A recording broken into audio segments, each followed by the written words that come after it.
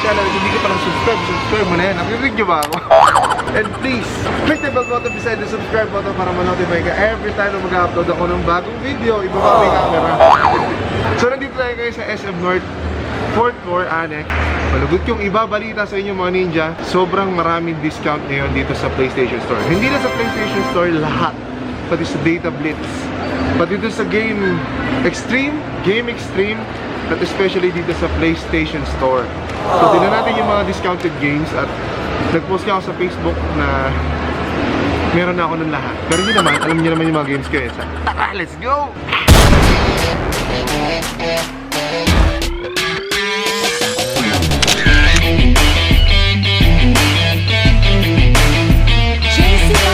Ito, bago.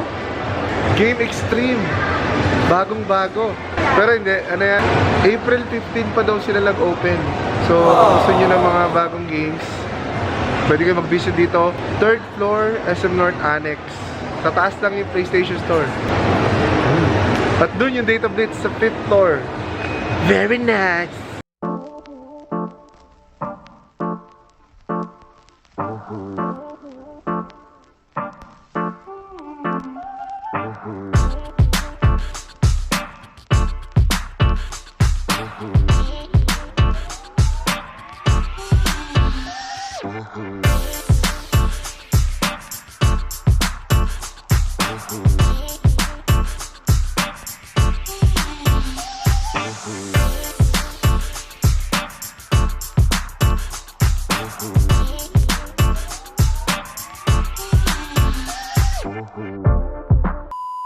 So ito yung mga games na discounted. Then kagaya na itong Uncharted 4, dati siyang 829. Ay, dati siyang 1,300 yata. Tapos 829 na lang. Last of Us, Resident Evil. Mga starting price dito is 829 na lang. Dati around 1,300 yung presyo. Then, yung God of War, dating 1,600, ngayon ay 1,099. Pagka binayaran mo pa ng cash, minus 100 peso, 995 na lang. 999. Spider-Man yung pinakamura. Dating around 3,000, ngayon ano na lang, 1,099 na lang din. 99 na lang pag cash. Diba? Grabe, sobrang mura. Na lang. Kailan ubos na yata yung Spider-Man eh. Sa kasamang palad, hindi nagbago yung price ng Sekiro. Kaya ako, pero hindi ko naman nare-recommend na bilhin nyo yan. Kasi walang yan, sobrang hirap yan. Then yung NBA, ano na lang, 1,695 na lang yung NBA. Yan. Kung nanonotice nyo, dito rin ako bumili ng PS4. Ito yung mga kapatid nila. Ito yung sample. Tsaka yung mga ibang equipments para sa PS4 na wala tayo. Pero alam ko meron silang bagong promo sa PS4, which is 7,995. Meron dalawang game at isang controller. So dalawa na yung controller. Alam ko Spider-Man yung tsaka God of War. Meron pa din ito, yung trio. Pero alam ko yung Last of Us niyan, digital na lang yung copy.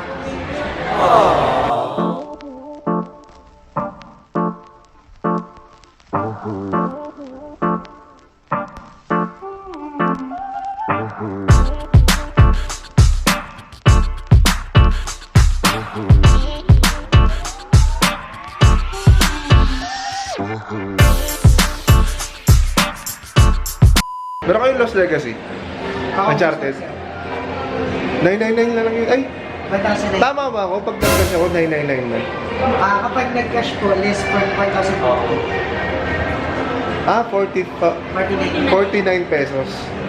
Hindi pala pala, sorry. Wala na, sayang, bibili sana. So, thank you boss!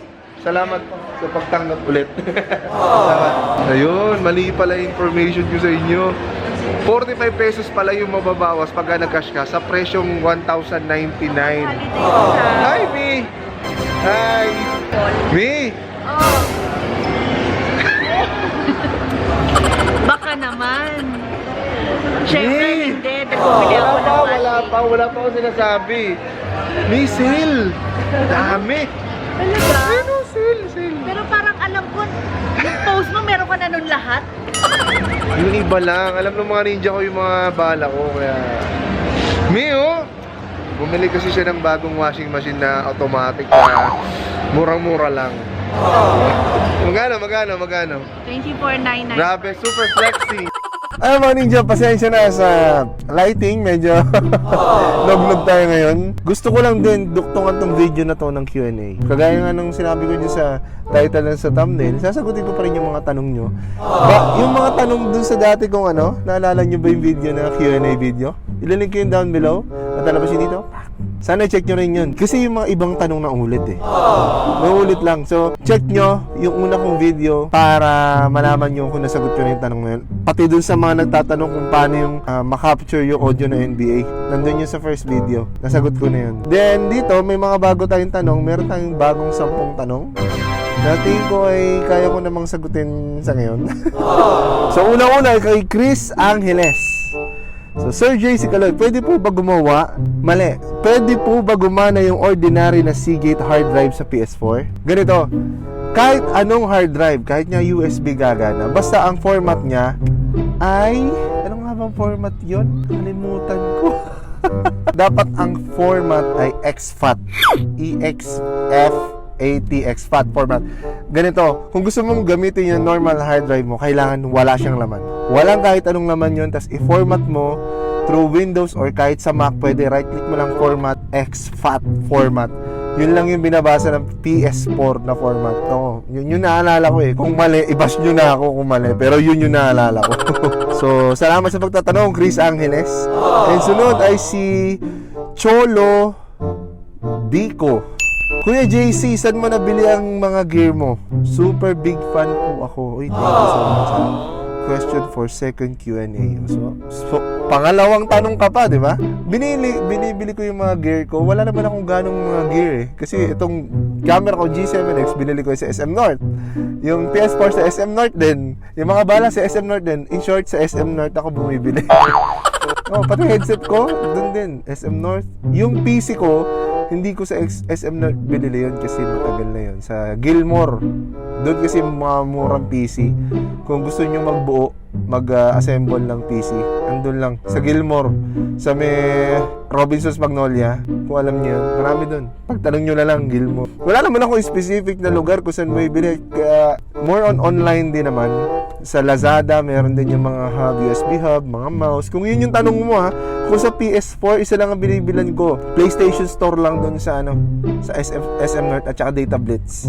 Hindi kasi ako gano'n nakakapag-vlog doon sa Data Blitz. Nahihiya ako doon. Pare kasi shoutout kay ate. Nahihiya lang ako. Pero doon kasi sa PS4, sa PlayStation Store, medyo comfortable na ako makasama sila Sila Ate Chris, shoutout sa inyo.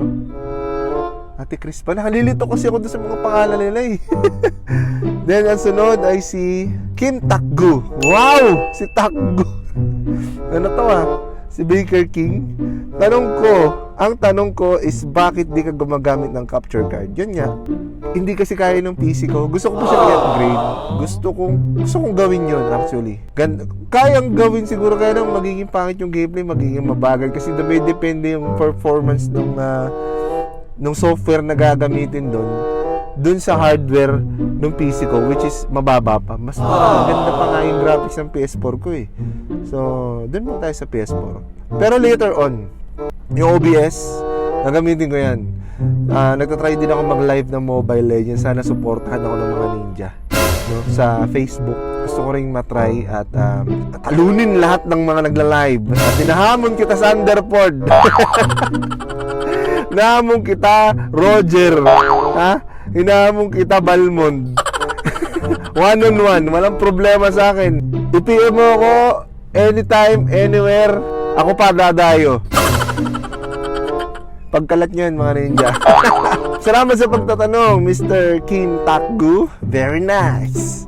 Then kay Daryl Glenn Lopez. Boss JC, na-experience yun na po ba during gameplay sa NBA 2K19 may konting lag or delay during sa tip-off at sa start ng laro? Actually, hindi pa. Sa NBA is smooth. Sa ibang laro, oo.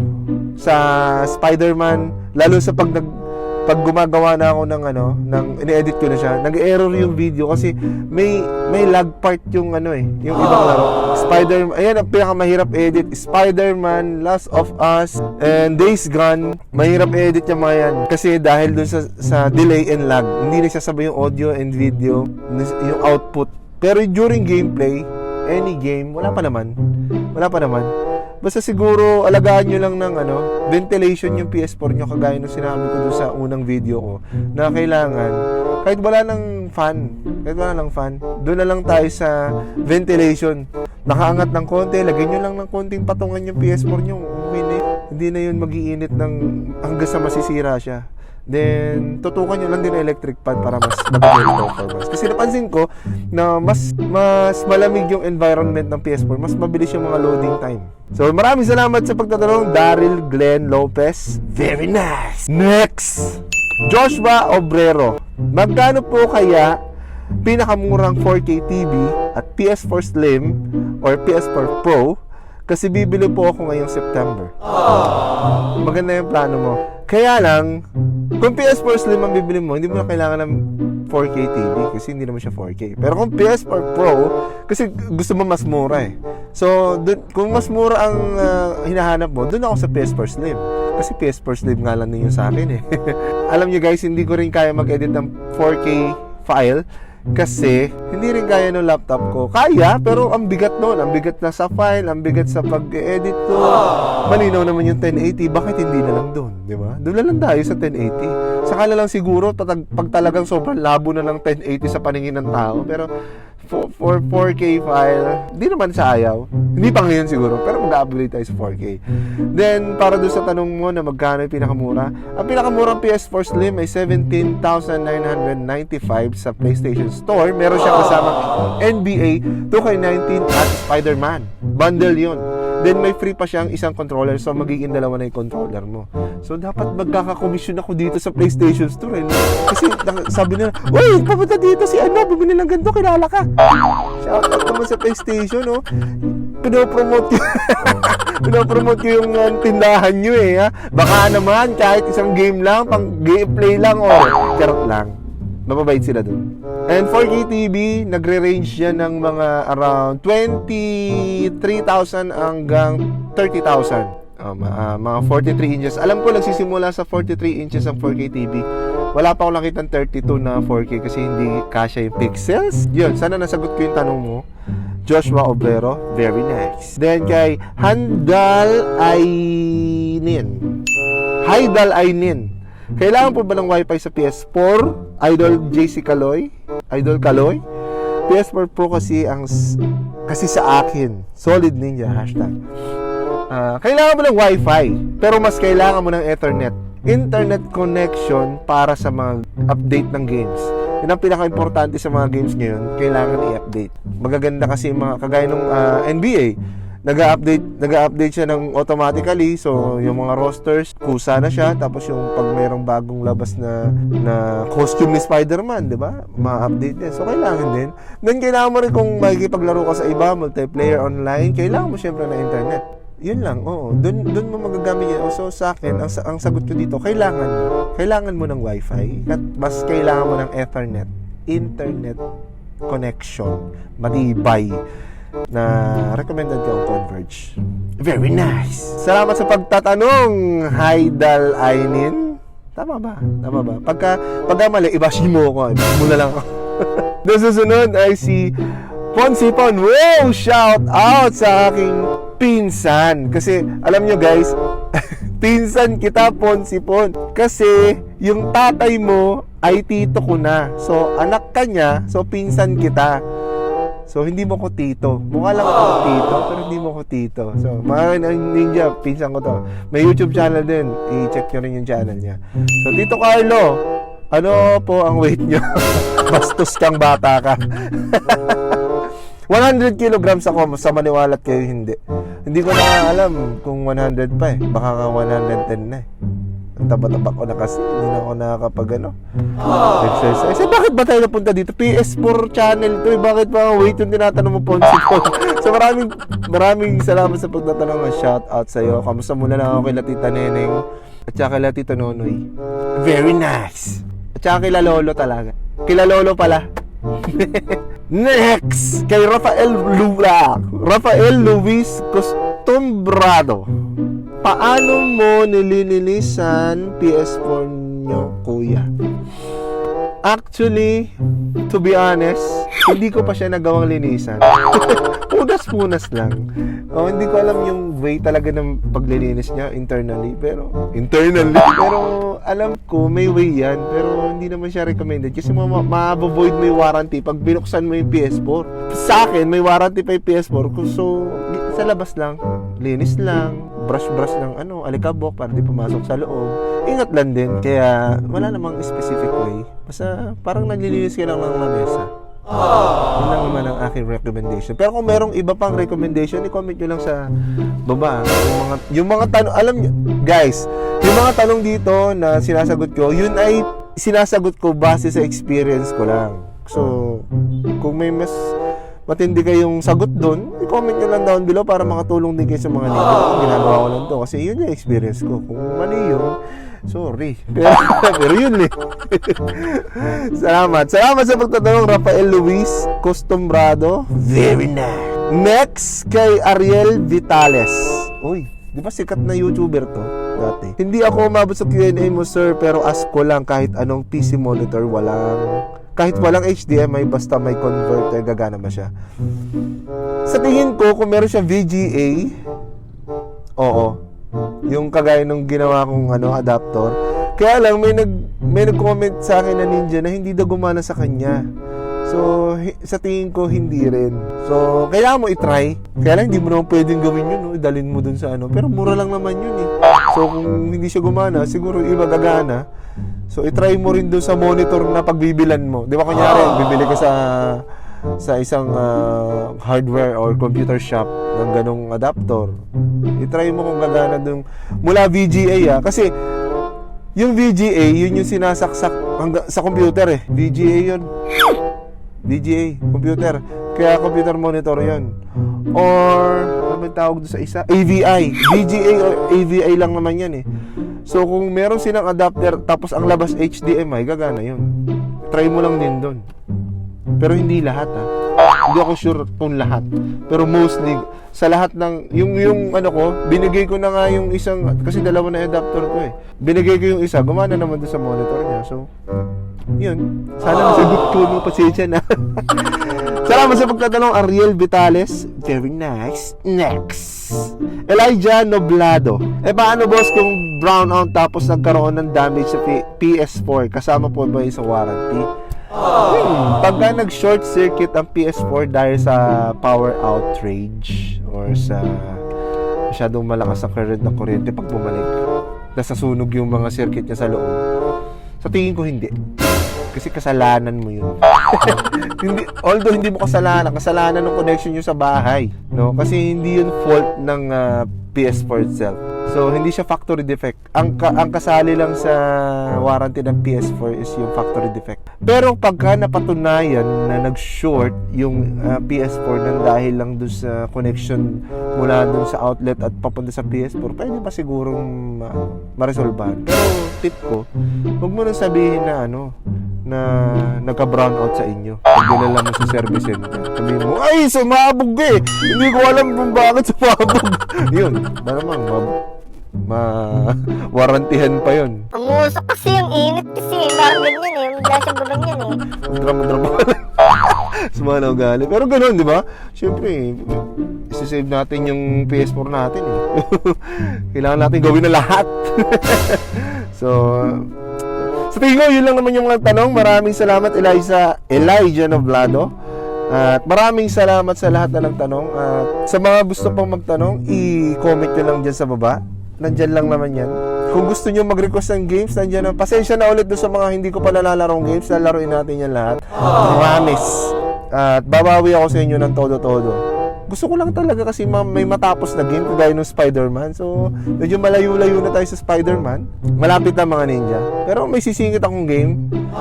Maraming salamat pala dun sa mga nanood ng NBA 2K19 Finals Game 6. Very nice. 18,000 na yata yung views ngayon. Hindi ko inaasahan yun, mga ninja. Although, puro bash lang naman yung sinasabi na iba. Pero okay lang yun. Sabi ko nga, i-bash nyo pa ako ng i-bash. Wala akong pake. Tapos yung hamon ko kay Thunderport, pati kay Doggy, wala. Nakita niyo ba yung gameplay ko ng Leslie? Isali ko naman tayo. Alam nyo kung hindi yun na KS nung isang kakampi, savage yun eh. Triple kill! Triple kill! So maraming salamat sa panonood and please subscribe my channel on YouTube, JC Kaloy, Julie Charlie Alpha Lima Oscar Yaki, and Instagram, JC Kaloy, and Facebook, JC Kaloy Vlogs. Maraming salamat at pasensya na ulit sa aking setup. Nasa kotse lang ako at nasa active environment kasi tayo. So thank you and see you in the next one. I need buff. Peace out.